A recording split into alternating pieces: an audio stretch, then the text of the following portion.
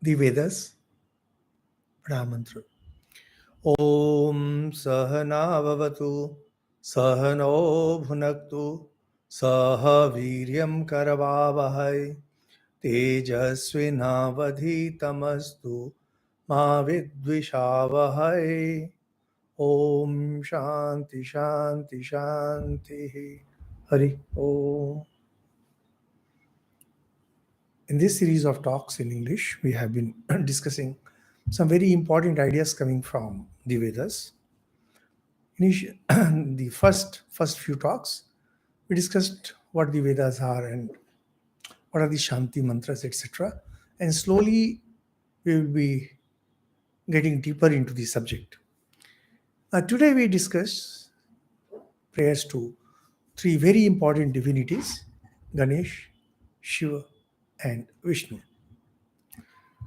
Now, before we begin, we need to remember, or rather, I would like to remind you that there is a very serious problem with the Western world, Western civilization, that includes, European and even Arabic culture, where they wonder why we have so many gods, and that has made many conclude that we are idol worshippers and we are polytheistic. And English people have given so many names coming from Greek traditions. We are this, we are that. But the Vedic tradition and consequently the Hindu tradition, it is strictly the infinite worshipper. Just that our sages understood what truly infinite means. And knowing very well that their followers, that means we won't be able to understand what really infinite means. So they try to present it in various ways. And one very important thing that they taught us, infinite being infinite, it can appear to us in any number of ways.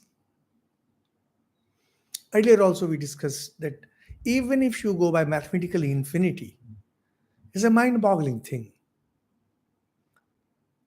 Infinity in physics is a highly confusing thing. And for most of us, we the commoners, infinity means very big, large. Infinity is none of these.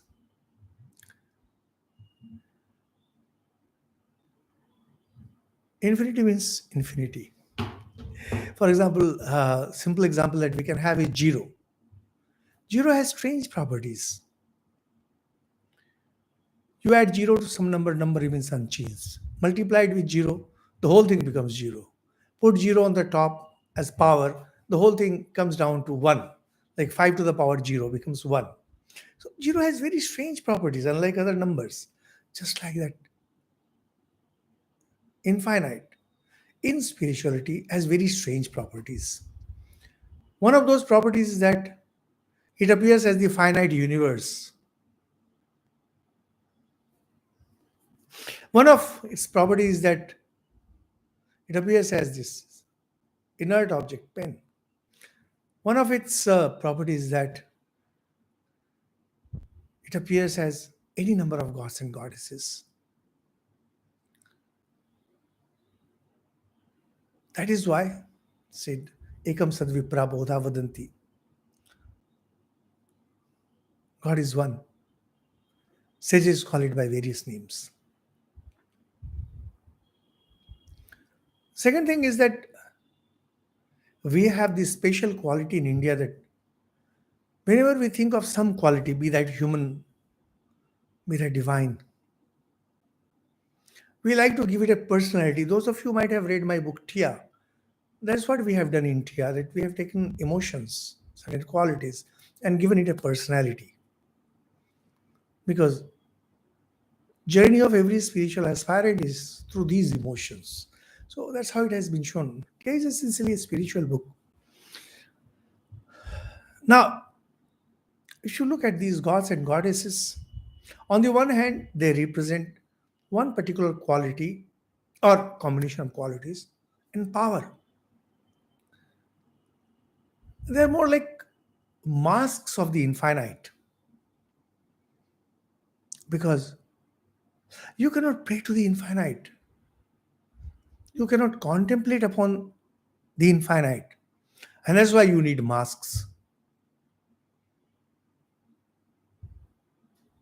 Covering is required when something is extremely precious or extremely subtle.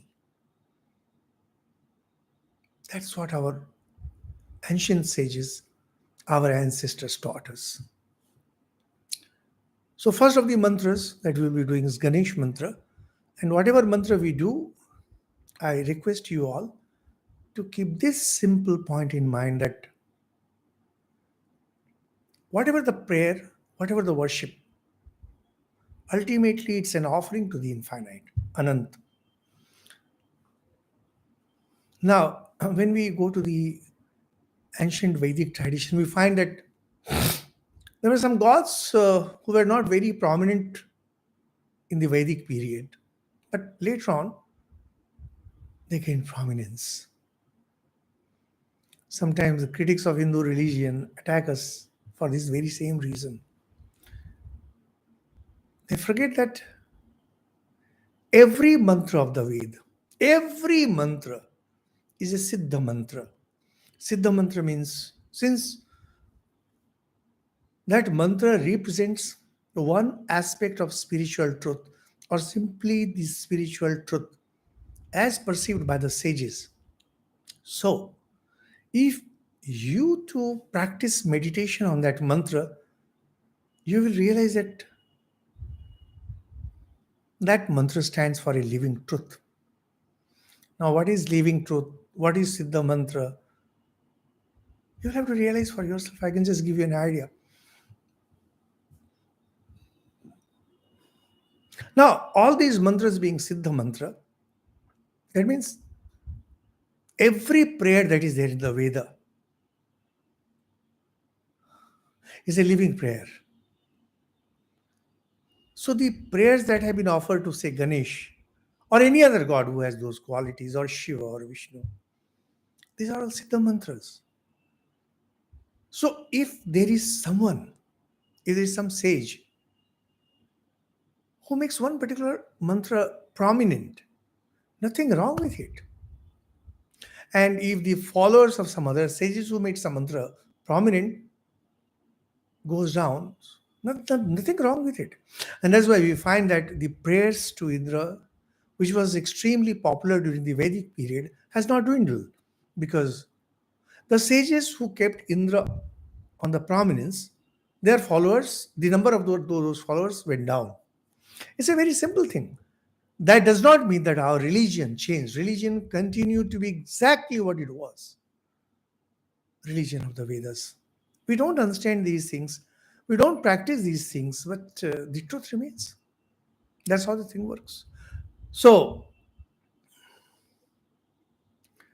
our Lord Ganesh, something like that, he was not so prominent during the Vedic period, but he has become extremely powerful, extremely popular in the present times. There's a very interesting story, the Puranic story, which you might have heard about Lord Shiva and Parvati. So it so happened that Mother Parvati, she created Ganesh as one of the Gana. The name itself is Gana Ish. Gana means, you can say, attendant. Now Ganesh was Gana Ish, the chief of the Ganas, chief of the attendants of Mother Parvati. Somehow Lord Shiva did not know about it, and so there was some kind of divine mismanagement, I call it. And then Shani had a look at Ganesh, and his head fell off. So all those stories are woven together. And then Mother Parvati was very, very angry, and to soothe her, to calm her down, it was said that go get the head of the first animal that meets you in that direction. And then there was an elephant, and so they brought the head of the elephant, and that was fixed on the head of Ganesh. But because of this divine mismanagement and the chaos that ensued, the gods blessed Ganesh with being a very prominent god, and that whenever there would be any kind of worship, external, internal, he would be the first one to be prayed. And then, as the time passed, Lord Ganesh was equated with prosperity, opulence. We will see that. Today, when we look at today's religion in India, wherever you go, wherever there is some kind of formal worship or people meditate, these worship or even starting something new, there is an expression in the Sri Ganesh Karna to begin something auspiciously, Sri Ganesh. So Ganesh became extremely prominent. And the most important prayer offered to Ganesh comes from the Vedas itself. Gananam tva ganapatim havamahe kavim kavinam upashavastamam jeshtarajam brahmanaspata ana shinvan utibhi sida sadhanam. As you might say, as you might see, the mantra does not address Ganesh directly. Only qualities mentioned here, which we will describe. Now, these qualities remained intact, continues to be intact even today. Just that a form has been given to it, and that form is of Ganesh. Gananam tva ganapatim havamahe. Havamahe, yajamahe, bharamahe. These are the expressions in the Vedas to mean to offer, to pray. So it says that Gananam Ganapatim, of all the assembled beings, they can be divine beings, they can be the attendants, they can be ordinary human beings. So whenever there is an assembly, like for example, India is known as Ganarajya. Here, a large number of states have joined together to form a country, Gana. So, Ganesh is here addressed as leader of the gods. Because whenever there is yajna, the gods assemble, and in the heaven also, the gods assemble. So that assembly of divine beings, Lord Ganesh, is the chief of these gods. And as I mentioned to you, this Gana, it came to be associated with Lord Shiva. And those of you who belong to Shiva tradition, those of you who have studied Shiva stories, you know that Gana, Nandi, Bringi, etc., they are all Gana. So it might also mean assembly of the rishis, seers. Interestingly, this Gananam Ganapatim, according to some rules of grammar, it can also mean one who is the master of himself. That means one who has brought his mind completely under control. Completely under control. Gananam Ganapatim. So now, it's equated only with Ganesh, who is the first one to be worshipped. And prayer is being, or the offering is being made to Ganesh. Second word, this Gananam tva Ganapatim Habamai Kavim Kavinam. Kavi. Those of you who belong to India would know that Kavi means poet. But the real meaning of Kavi in the Vedic tradition is Krantadarshi. Krantadarshi means one who knows the past, present, and future. This power belongs only to God. And also to some great sages. Sages were truly great, truly great. And that's why Kavi is one name of God, capital G. Kavi, the expression Kavi is also used for the great sages because they were seen as knowing the past, present, and future of everything. Now, later on, copying from the Vedic poets, Vedic sages, it is now applied to even ordinary poets. Now, Lord Ganesh is being addressed here as Kavim, Kavinam, of all the great seers, of all those who were great Krantdarshi. Now, I am using these expressions because they represent something very important. Now, simply translating that in English ruins the whole thing. So,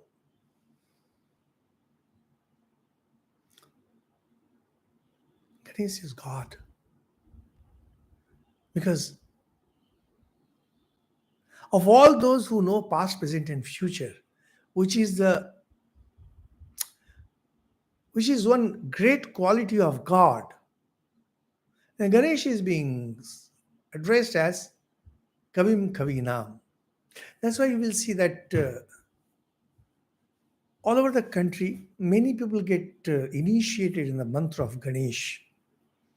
And Ganesh as God, rather God seen as Ganesh, it plays a very important role in worship. As I said, external and internal.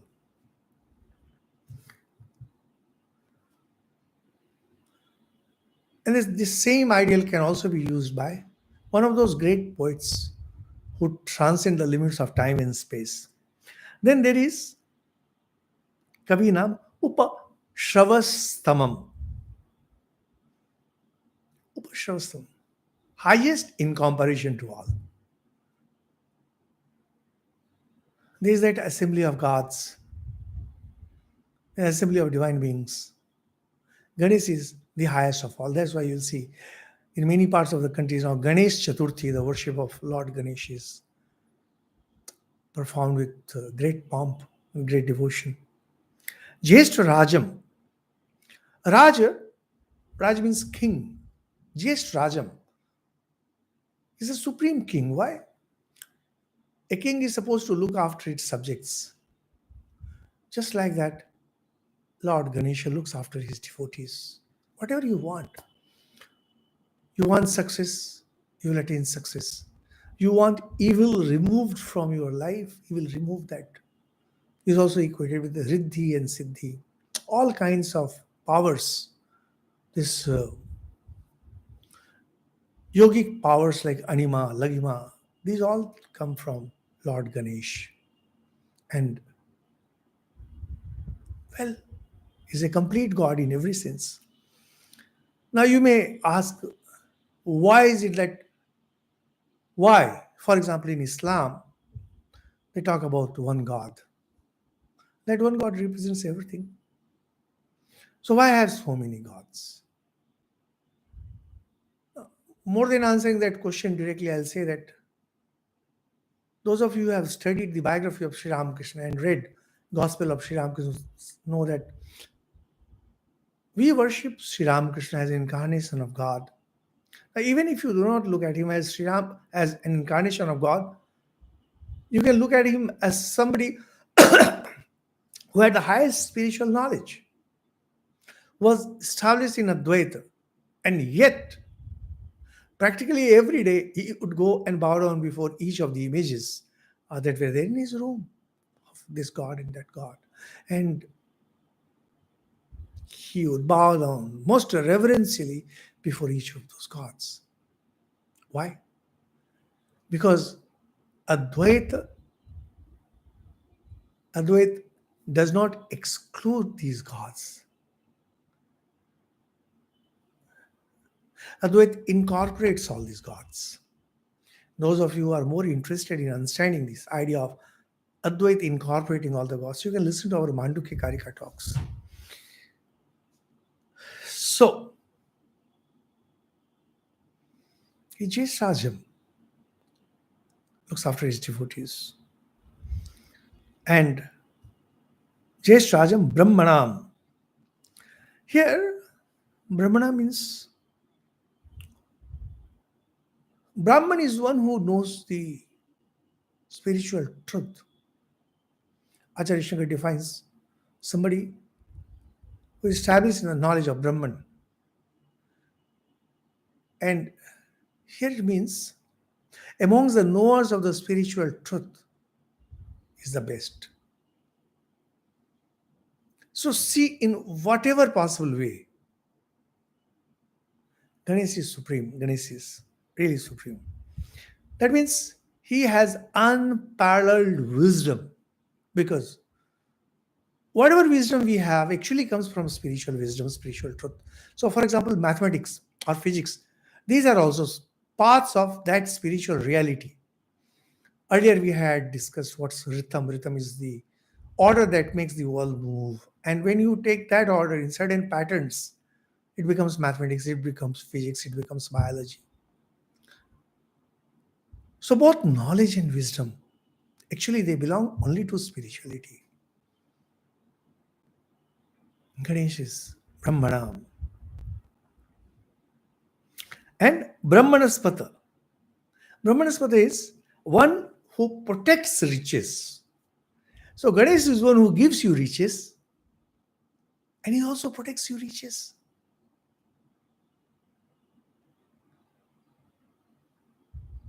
For example, when we were kids, sometimes our parents used to give us small amount of money whenever we went to attend some fair or we were traveling, and repeatedly they would say that protect it, be very careful about it, don't lose it. And those were the days when India didn't have much money, so every paisa counted. That means the giver were parents, and the responsibility of protecting the money was with us. In case of Lord Ganesh, he's both. He gives and he also protects. So we find that Ana Shinvan Utivi see the sadhanam. So these sages are praying that, look, we are going to have a big yajna here, and all the gods have been invited, and the great sages have come. Now we request you, O Lord Ganesh, you please come and take a seat, so that this sacrifice becomes meaningful and extremely honored. See what happens, sometimes you might have seen that some very important program or big program is organized, and there many dignitaries are invited. And when the dignitaries are invited, there might be one or two who are exceptionally successful people, great dignitaries.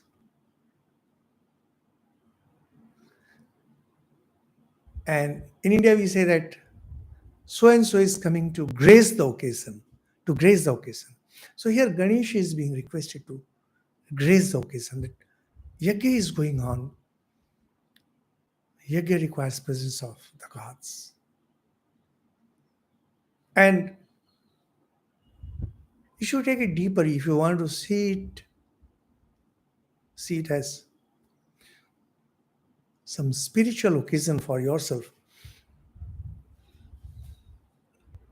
For example, supposing you are going to sit for japa dhyana, meditation and prayers, or simply worship, and you recite this mantra, and I'll advise you people to memorize this mantra and recite it.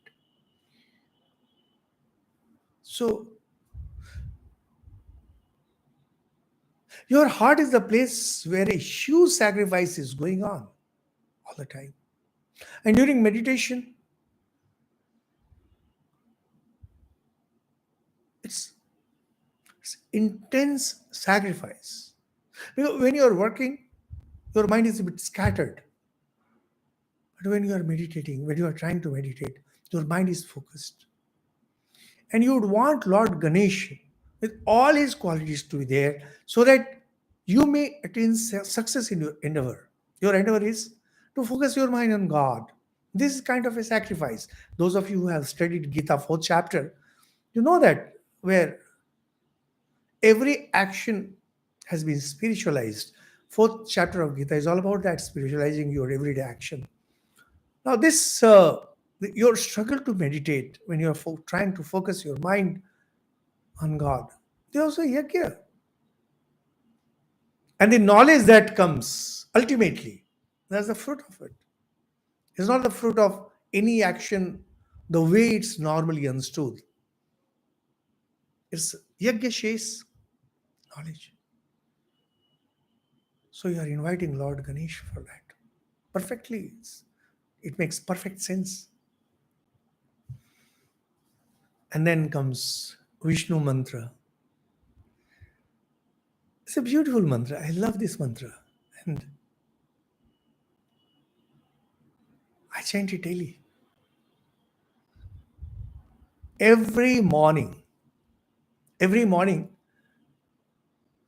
when I get out of my room, the sun rises. I offer my prayers to Sun God. Javakusum Sankasam Kashyapeyam Mahadityam. You'll find these mantras in the book, small book, The Hindu Way. And then I look up at the sky, clear sky, and the sun is there. It reminds you of this beautiful mantra, Tad Vishnu Paramam Padam, Sada Pashyanti Suraya, Diviva Chakshuratatam. This mantra comes in Rig Veda, first mandal. Mantra number is 22. First mandal is Sukta, hymn is 22, and mantra number is 20. The meaning is very simple. The wise sages ever see, all the time. It's not that they're seeing it now and they will not be seeing it tomorrow, and they saw it in the morning and they will not be seeing that in the evening. No, it's not like that. What? That supreme state of Vishnu.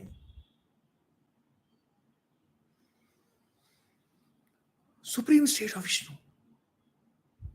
And how do they see it? The way one sees the clear sky. When the sun rises, you see the clear sky. It's not dotted by the stars. It's not punctured by darkness. As you see at night, sun has risen, dots have disappeared, holes have disappeared. What remains is clear sky.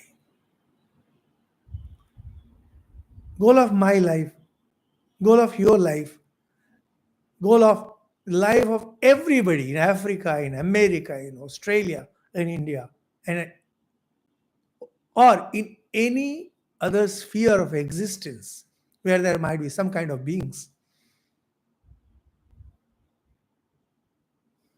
is to see God exactly like this. The supreme state of God, not supreme abode, supreme state of God.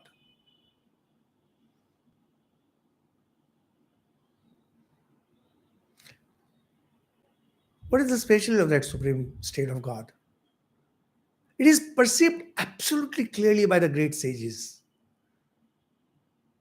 Like Swami Vivekananda, when he was Narendranath Datta, he came to Sri Ramakrishna and asked, "Have you seen God?" And Sri Ramakrishna replied beautifully, "Yes, I have seen. Much more clearly than I see you." See? Divi Eva, Divi, the space, Chakshuratatam.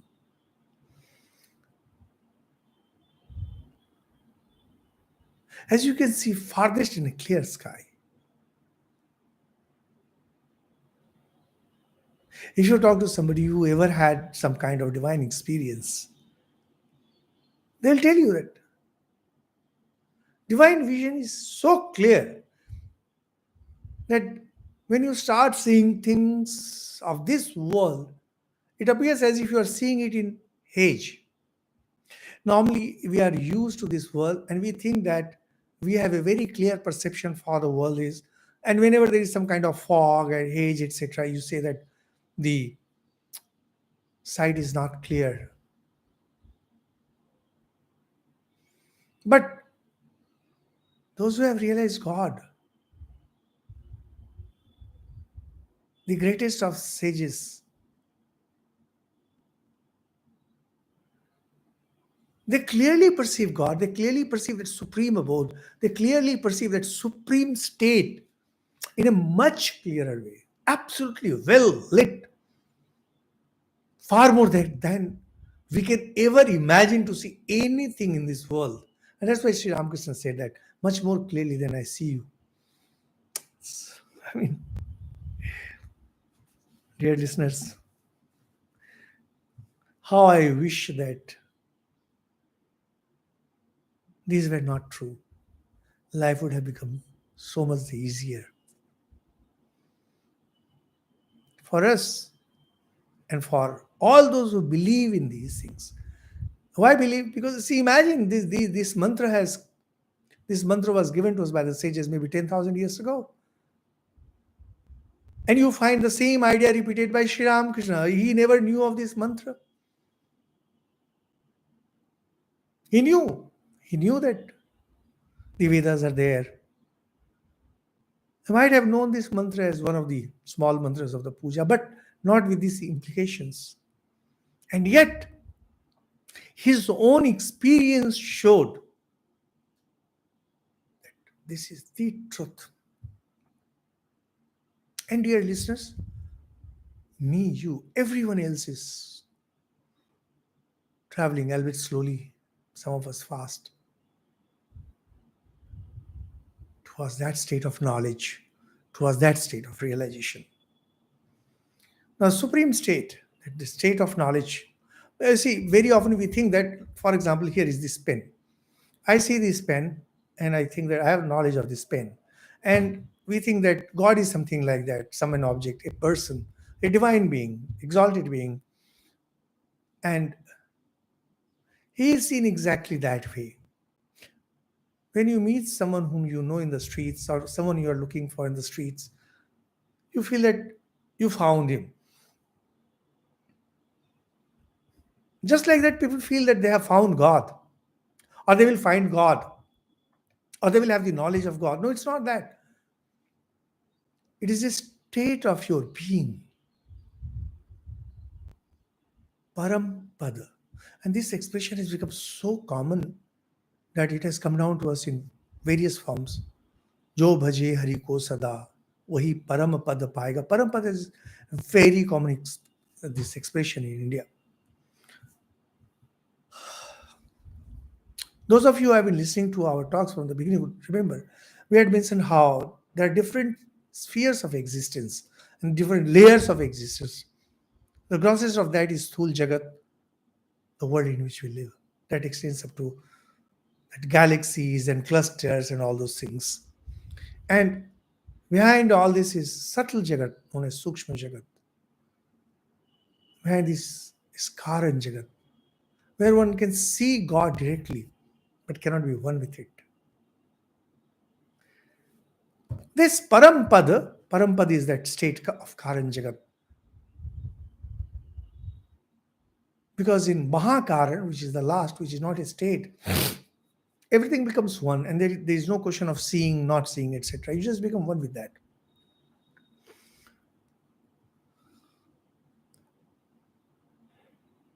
That's why in Puranic tradition, you come across expressions like Vishnu Lok, Shiva Lok, etc. Essentially, they mean to say that that is the abode of, say, Lord Shiva, when they're talking about Shiva Lok. But actually, it's a state where the devotees of Shiva will go. And there they will have all those qualities that Lord Shiva is thought of having or has been described as having in the Veda and the other scriptures.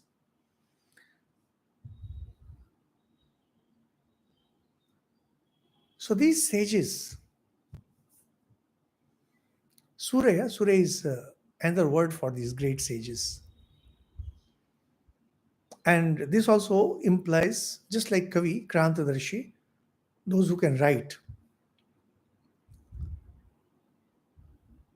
These people see God absolutely clearly, Parampad absolutely clearly. That means very often the idea of God realization that we have, recently also I met somebody who is having God realization and all those things. It, less said the better about them. In most cases, when you have visions, in most cases, when you think of having your Kundalini Jagaran, your Kundalini is awakened, and you are having this kind of vision, that kind of vision, and you start believing that you are the chosen of God, and you start believing that God is looking after you, and things like that. These are all mental tricks played by the mind on us, the gullible, the gullible.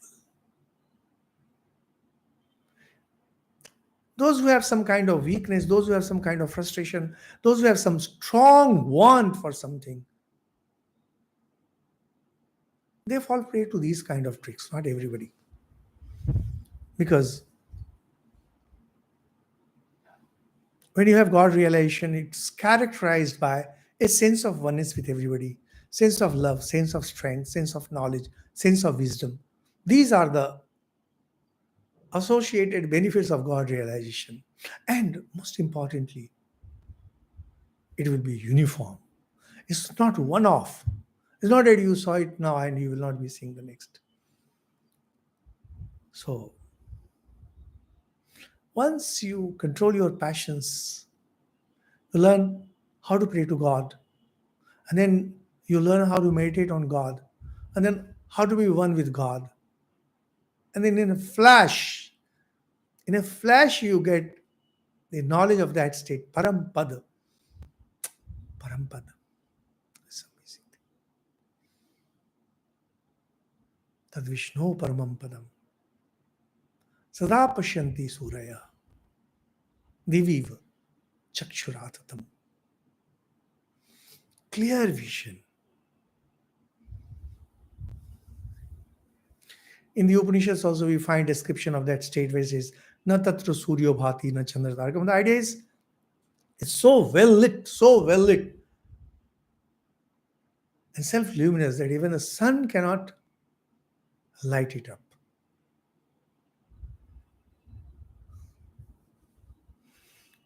So with that,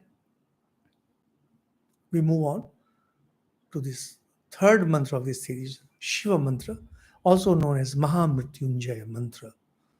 And those of you who have any kind of fear, particularly the fear of death, fear of suicide, fear of losing something very important, if you feel that is somebody in the family who might have an untimely death, you should perform this Mahamrityunjay Mantra, Mahamrityunjay Japa.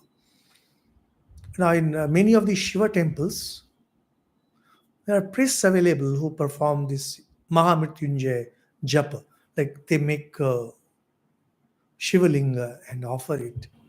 There is 1 lakh Mahamrityunjay Japa and 25,000 like that. But if you feel that you're passing through bad times, if you feel that there's fear of ill health, real ill health, and there's fear of death, you should be doing Mahamrityunjay Mantra. And if Mahamrityunjay Mantra is freely available on YouTube and other places, you can download that in whatever way and let it play in your home all the time. All the time. The positive energy that comes out of it, by positive energy, I mean the divine energy, it will protect you from everything. This is an extremely powerful mantra. Extremely powerful mantra. This is one mantra I do daily. Now, although I have not been initiated as a prayer, I do it as a prayer. Because you never know what kind of fear may assail you. Our existence, this my existence, your existence. It's about We have these DNAs, we have this energy system that has the power of converting the unpatterned energy, the ocean of which is our place of residence. When you go out, you're facing the sun, you're facing the wind, you're facing humidity, you're facing rain. Now, all these are unpatterned energy and they're enough to ruin us. But our internal system is such, our genetic build is such that it takes energy from that unpatterned energy, ocean of unpatterned energy, in the form of food, in the form of breathing, etc. And make this machine, after all, our body is just a machine, makes this body fit to swim through this ocean of destructive energy, rather unpatterned energy. Now, sometimes it may so happen that the mechanism that converts unpatterned energy into a patterned energy, which we call body, it may become weak. The machine that runs this larger machine, that itself may go weak. Now, when you perform this prayer, and even otherwise, I will request you people to do this prayer at least thrice daily. Sorry, 3 times, maybe in the morning after you take bath. It's a very important mantra. And more than that, it's a prayer to take you beyond samsara, the cycle of birth and death. That means if you're aspiring for spirituality, you should definitely do it. And if you are aspiring, if you want protection, if you have fear of some kind, you should be doing this. So either way, whether you want to live a worldly life or you want to lead the life of complete spirituality, you should do Mahamrityunjay mantra. Maybe 12 prayers, 12 mantras a day. If not that, at least 3. Trambakam yajamahe sugandhim pushtivardhanam urvarukamiva bandhanat mrityor mokshya mamritat. The prayer is straight to Shiva. Shiva. Trambakam, one who has 3 eyes. 2 are the usual normal eyes, and the third eye is here, the eye of wisdom.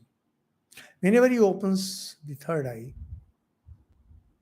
it can burn down anything, because knowledge burns down ignorance. This world is a chimera. It's like magic. And behind this chimera, behind this mirage, is the reality of Brahman. Knowledge destroys this magic. The third eye of Shiva destroys all that is unreal, and that's why he's known as Trambakam. And Trambakam, Yajamaya. So, Yajamaya again, we worship. Sugandhim, Pushtivardhanam, whose fame is fragrant. Shiva is very famous in that way. And Pushtivardhanam is the augmenter of nourishment. We just mentioned it. The system that makes our system run. The flywheel that makes our system run. The heart of that machine. Lord Shiva, he augments that. So think of a vegetable, think of a fruit. The Sanskrit expression is pusht. Pusht means grown fully. If it gets proper nourishment, like a healthy child, we say is a healthy child. What is the meaning of healthy child? Pusht. Fully grown.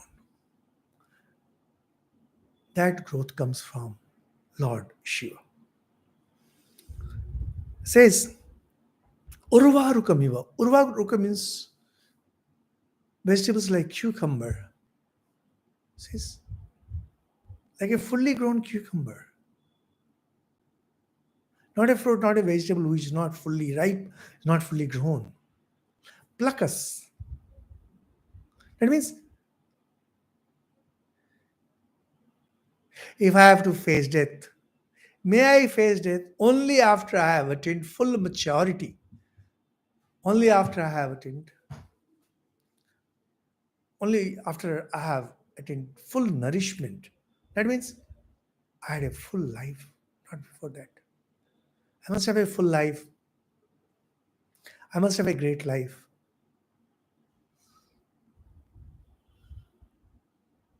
My achievements, my achievements must speak hugely of me, not lightly, hugely of me. And pluck me from death just like that. That means don't let me die immaturely, but never take me away from immortality, amritat. That means, oh Lord, be kind enough, be kind of enough to bless me with self-knowledge, knowledge of Amrita.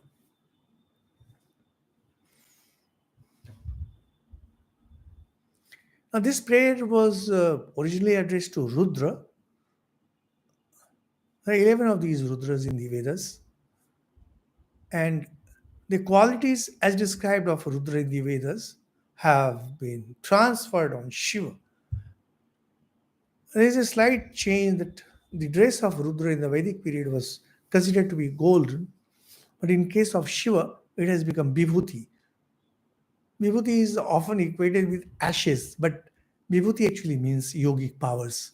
Lord Shiva is the repository of the yogic powers. That's why yogis worship him, Lord Shiva.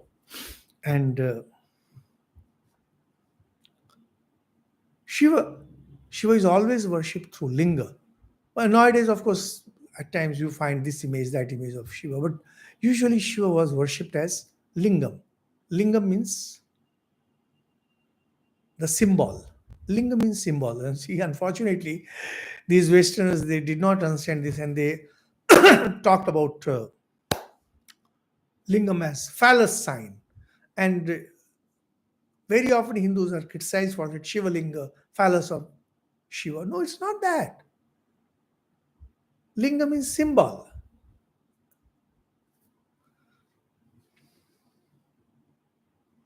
In the Indian language tradition, we have pulling, striling, that's gender. But we also have Kairlinga Stringunan. What qualities, what traits, what symbol? How do you know this? Linga means the symbol. Now, in earlier times, whenever a yajna was performed, particularly the public yajna, to mark the place that this is the place marked for yajna, some flag used to be hoisted. And even we have seen it in our childhood, kind of dhwaja.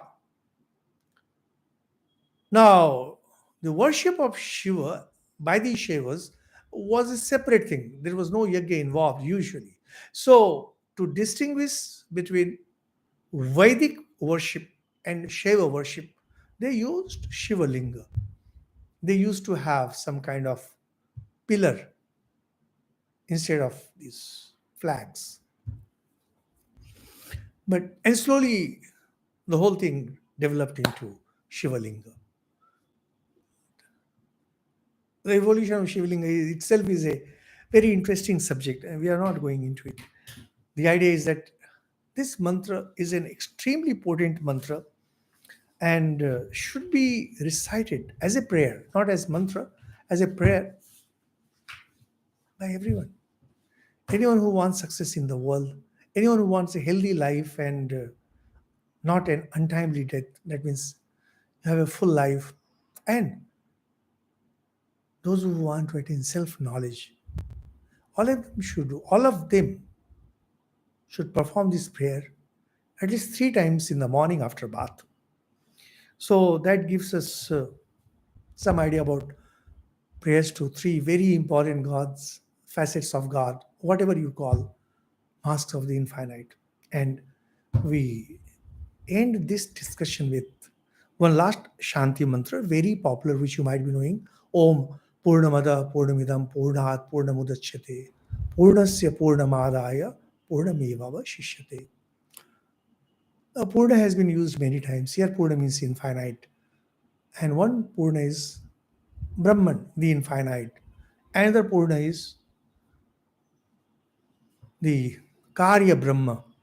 Karan Brahma, Karya Brahma. Karan Brahma is Brahman, which is absolute. Karya Brahma is Brahman, which is relative. That's Brahman that manifests in the universe. Universe, we mentioned three kinds of universe: gross, subtle, causal. Now, when this relative Brahman, relative Purna comes out of Purna Brahma, what remains? Essentially, it means if infinity comes out of infinity, what remains? We were earlier discussing the idea of infinity. So, when infinity comes out of infinity, infinity remains. That means when Brahman gets into its kinetic mode, which is universe, creating the universe, its potential form remains intact. That's the specialty of infinity. You can have any number of universes coming out of that Brahman, and yet Brahman will remain the complete whole. It's not like you take away some material from something and that original source will reduce by that much amount. So essentially, it means to say infinity minus infinity equal to infinity. God remains God. Even when he projects the universe, he remains the full God. When he withdraws the universe, he remains the full universe, full God.